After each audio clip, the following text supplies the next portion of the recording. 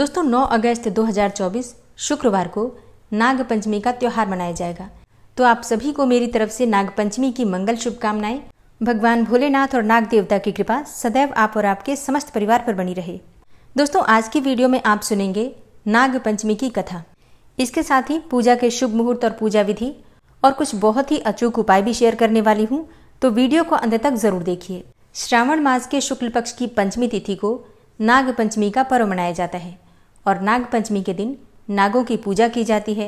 सनातन धर्म में पौराणिक काल से ही सर्प देवताओं की पूजा करने की परंपरा चली आ रही है। मान्यता है कि नाग पंचमी के दिन नाग देवता की पूजा करने से समस्त प्रकार की कामनाएं पूर्ण हो जाती हैं। सर्प के भय से मुक्ति मिलती है।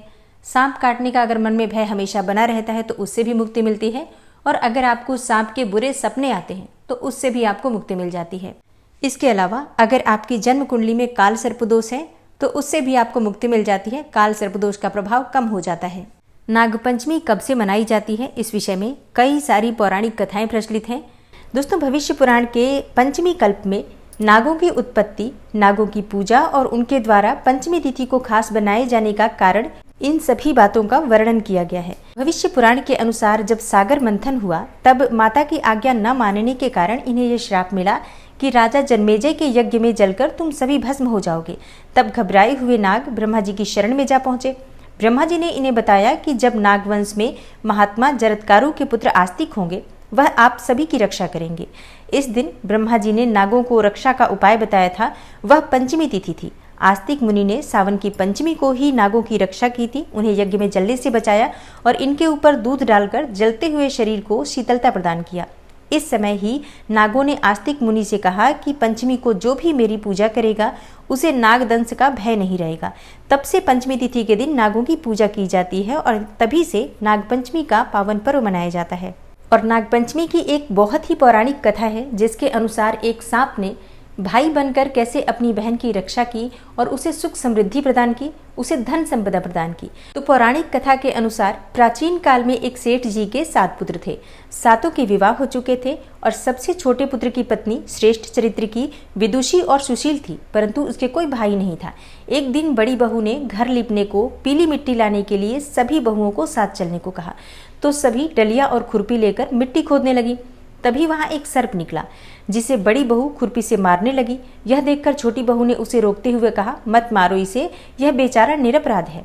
यह सुनकर बड़ी बहू ने उसे नहीं मारा। तब सर्प एक ओर जा बैठा। तब छोटी बहू ने सर्प से कहा, हम अभी लौट कर आती हैं, तुम यहाँ से जाना मत। यह कहकर वह सबके साथ मिट्टी लेकर घर चली गई और वहां काम काज में फंसकर सर्प से जो वादा किया था उसे भूल गई। और जब उसे दूसरे दिन यह बात याद आई तो सबको साथ लेकर वहां पहुंची और सर्प को उस स्थान पर बैठा देखकर बोली, सर्प भैया नमस्कार। सर्प ने कहा, तू भैया कह चुकी है इसलिए तुझे छोड़ देता हूँ, नहीं तो झूठी बात कहने के कारण तुझे अभी डस लेता।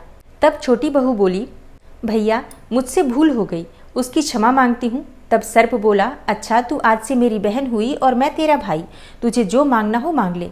वह बोली, भैया मेरा कोई भाई नहीं है, अच्छा हुआ जो आप मेरे भाई बन गए। कुछ दिन व्यतीत होने पर वह सर्प मनुष्य का रूप रखकर उसके घर आया और बोला कि मेरी बहन को भेज दो। सबने कहा कि इसके तो कोई भाई ही नहीं था, मैं दूर के रिश्ते में इसका भाई हूँ और बचपन में ही बाहर चला गया था। तब उसके विश्वास दिलाने पर घर के लोगों ने उसके साथ छोटी को भेज दिया। उसने मार्ग में बताया कि मैं वही सर्प हूँ, इसलिए तू डरना नहीं और जहाँ चलने में कठिनाई हो वहाँ मेरी पूंछ पकड़ लेना। उसने कहे अनुसार ही किया और इस प्रकार वह उसके घर पहुंच गई और वहां जाकर धन और ऐश्वर्य को देखकर वह चकित हो गई। एक दिन सर्प की माता ने उससे कहा, मैं एक काम से बाहर जा रही हूँ, तू अपने भाई को ठंडा दूध पिला देना। उसे यह बात ध्यान न रही और उसने गर्म दूध पिला दिया, जिस कारण सर्प का मुख बुरी तरह से जल गया। यह देखकर सर्प की माता बहुत क्रोधित हुई, परंतु सर्प के समझाने पर शांत हो गई। तब कुछ दिनों के बाद सर्प ने कहा कि बहन को अब उसके घर भेज देना चाहिए। तब सर्प और उसके पिता ने उसे बहुत सा सोना, चांदी, जवाहरात, वस्त्र, आभूषण आदि देकर उसके घर पहुंचा दिया।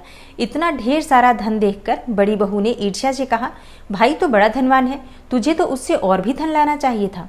सर्प ने यह वचन सुना तो सब वस्तुएं सोने की लाकर दे दी। यह देखकर बड़ी बहू ने कहा, इन्हें झाड़ने की झाड़ू भी सोने की होनी चाहिए। तब सर्प ने झाड़ू भी सोने की ही लाकर दी। सर्प ने छोटी बहू को हीरा और मणियों का एक अद्भुत हार दिया था। उसकी प्रशंसा उस देश की रानी ने भी सुनी और वह राजा से बोली कि सेठ की छोटी बहू का हार यहाँ आना चाहिए। तब राजा ने मंत्री को हुक्म दिया कि उससे वो हार लेकर शीघ्र उपस्थित हों। मंत्री ने सेठ जी से जाकर कहा कि महारानी जी छोटी बहू का हार पहनेंगी, वो हार आप उससे लेकर मुझे दे दो। सेठ जी ने डर के कारण छोटी बहू से हार मंगाकर दे दिया। छोटी बहू को यह बात बहुत बुरी लगी। उसने अपने सर्प भाई को याद किया और आने पर प्रार्थना की, भैया रानी ने मेरा हार छीन लिया है, तुम कुछ ऐसा करो कि जब वह हार उसके गले में रहे तब तक के लिए सर्प बन जाए और जब वह मुझे लौटा दे तब हीरों और मणियों का हो जाए। सर्प ने ठीक वैसा ही किया। जैसे ही रानी ने हार पहना वैसे ही वह सर्प बन गया। ये देखकर रानी चीख पड़ी और रोने लगी। यह देखकर राजा ने सेठ के पास खबर भेजी कि छोटी बहू को तुरंत भेजो। सेठ जी डर गए कि राजा न जाने क्या करेगा। वे स्वयं छोटी बहू को साथ लेकर उपस्थित हुए। राजा ने छोटी बहू से पूछा, तूने क्या जादू किया है, मैं तुझे दंड दूंगा। छोटी बहू बोली, राजन धृष्टता क्षमा कीजिए, यह हार ही ऐसा है कि मेरे गले में हीरो और मणियों का रहता है और दूसरे के गले में सर्प बन जाता है। यह सुनकर राजा ने सर्प बना हार उसे देकर कहा, अभी पहन कर दिखाओ। छोटी बहू ने जैसे ही उसे पहना वैसे ही हीरो और मणियों का हो गया। यह देखकर राजा को उसकी बात का विश्वास हो गया और उसने प्रसन्न होकर उसे बहुत सी मुद्राएं भी पुरस्कार में दी। तब छोटी बहू अपने उस हार और इन सभी पुरस्कार के सहित अपने घर लौट आई। तब उसके धन को देखकर बड़ी बहू ने ईर्ष्या के कारण उसके पति को सिखाया कि छोटी बहू के पास कहीं से धन आया है। यह सुनकर उसके पति ने अपनी पत्नी को बुलाकर कहा, ठीक ठीक बता कि यह धन तुझे देता कौन है। तब वह सर्प को याद करने लगी। तब उसी समय सर्प ने प्रकट होकर कहा, यदि मेरी धर्म बहन के आचरण पर संदेह प्रकट करेगा तो मैं उसे खा लूंगा। यह सुनकर छोटी बहू का पति बहुत प्रसन्न हुआ और उसने सर्प देवता का बड़ा सत्कार किया। उसी दिन से नाग पंचमी का यह त्योहार मनाया जाता है और स्त्रियां सर्प को भाई मानकर उसकी पूजा करती हैं। और धार्मिक मान्यताओं के अनुसार नागपंचमी के दिन नागों की पूजा करने से, सर्प देवता की पूजा करने से सर्पदंश का भय समाप्त होता है, सांप की योनि में जाने का भय भी समाप्त होता है और धन धान्य सुख समृद्धि की भी प्राप्ति होती है। और आज के दिन नाग देवता को कच्चा दूध, ठंडा दूध अर्पित करने से सुख समृद्धि और धन संपदा की प्राप्ति होती है। दोस्तों, नागपंचमी के दिन प्रातःकाल जल्दी उठकर घर की साफ सफाई करनी चाहिए। उसके बाद स्नान इत्यादि करने के बाद नाग देवता की पूजा करनी चाहिए। घर के मुख्य द्वार पर चौखट के दोनों तरफ, मतलब दीवार पर आपको चित्र बनाना है, जमीन पर नहीं बनाना है, इस बात का ध्यान रखिए।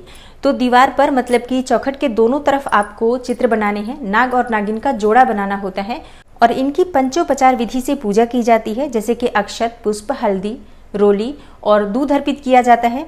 और इसके बाद नाग देवता से प्रार्थना करें कि हे नाग देवता, मेरे इस जन्म के या पूर्व जन्म के जो भी पाप कर्म हो वो सभी प्रकार के पाप कर्म नष्ट हो जाएं और आपकी कृपा मुझे प्राप्त हो, मेरे जीवन में आने वाली सभी परेशानियां दूर हो।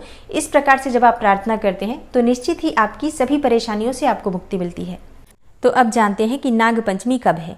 देखिए, हिंदू पंचांग के अनुसार सावन मास के शुक्ल पक्ष की पंचमी तिथि 9 अगस्त को रात्रि में 12:36 पर प्रारंभ हो रही है और समाप्त होगी 10 अगस्त को रात्रि में 3:14 पर। ऐसे में सूर्योदय कालीन तिथि के अनुसार 9 अगस्त को यानी कि शुक्रवार के दिन नाग पंचमी मनाई जाएगी। अब बात करें कि नाग पंचमी की पूजा का शुभ मुहूर्त क्या है, तो देखिए, नाग पंचमी की पूजा का शुभ मुहूर्त आपको प्राप्त हो रहा है 9 अगस्त को सुबह 5:47 से सुबह 8:27 तक। इस समय में आपको नाग देवता की पूजा करना चाहिए। देखिए, जितनी जल्दी हो सके नाग पंचमी की पूजा कर लेनी चाहिए। अगर आपकी जन्म कुंडली में काल सर्प दोष है तो आज के दिन, मतलब नागपंचमी के दिन, नाग देवता पर या फिर शिवलिंग पर आप चांदी के या फिर तांबे के नाग नागिन बनवाकर और अर्पित करें और फिर इसके बाद जल प्रवाह कर दीजिए इस नाग नागिन के जोड़े को।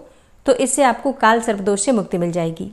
जिनकी जन्म कुंडली में काल सर्प दोष है उन्हें हर नागपंचमी पर नाग नागिन का जोड़ा इसी प्रकार से भगवान शिव को अर्पित करने के बाद जल प्रवाह जरूर करना चाहिए।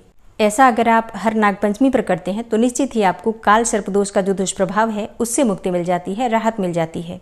दोस्तों, उम्मीद करती हूँ कि आप हमारे चैनल पर आने वाली शिव महापुराण की कथा और सावन मास की कथा भी जरूर सुनते होंगे। नागपंचमी से संबंधित ये वीडियो आपको कैसी लगी कमेंट बॉक्स में जरूर बताइए।